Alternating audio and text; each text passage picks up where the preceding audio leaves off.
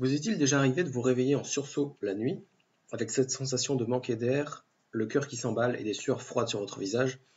Votre respiration est comme bloquée et vous aurez juré que vous allez mourir étouffé. Dans cette vidéo, nous allons voir quelle influence a l'hyperventilation sur le sommeil, que faire en cas de crise nocturne et comment améliorer son sommeil à long terme malgré l'hyperventilation.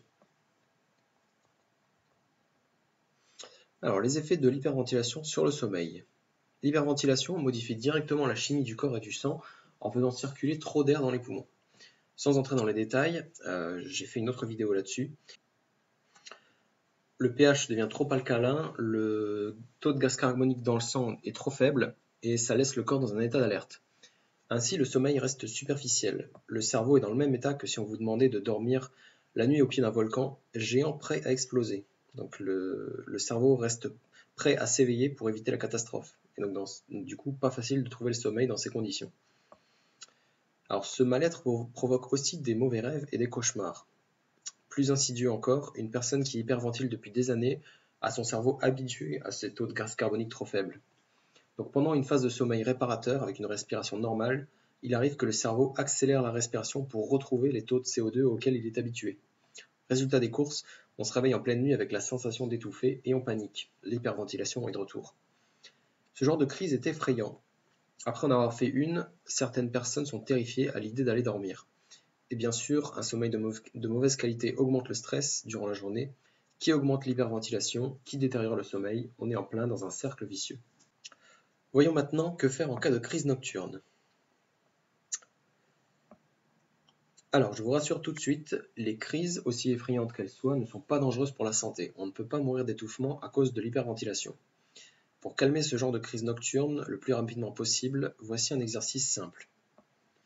Donc, mettez-vous en position assise, le dos droit, détendez votre cou et vos épaules, respirez lentement et profondément par le ventre. Vous pouvez mettre une main sur votre ventre pour vérifier qu'il se gonfle bien. Continuez à respirer lentement jusqu'à ce que vous sentez que votre rythme cardiaque ralentit. Quand vous vous sentez détendu, rallongez-vous. Vous pouvez vous rendormir en sachant que vous avez des armes contre votre hyperventilation. Maintenant, vous savez quoi faire en cas d'hyperventilation durant la nuit. Mais le mieux serait encore de les éviter en retrouvant un sommeil réparateur. Alors, comment améliorer son sommeil malgré l'hyperventilation? Première chose à faire, si vous avez peur des crises avant d'aller dormir, gardez à l'esprit qu'elles ne sont pas dangereuses pour la santé et que vous n'allez pas mourir. D'une manière plus générale, arrêtez de vous inquiéter des symptômes de l'hyperventilation, eux non plus ne sont pas dangereux. Moins vous aurez d'inquiétudes, mieux vous dormirez.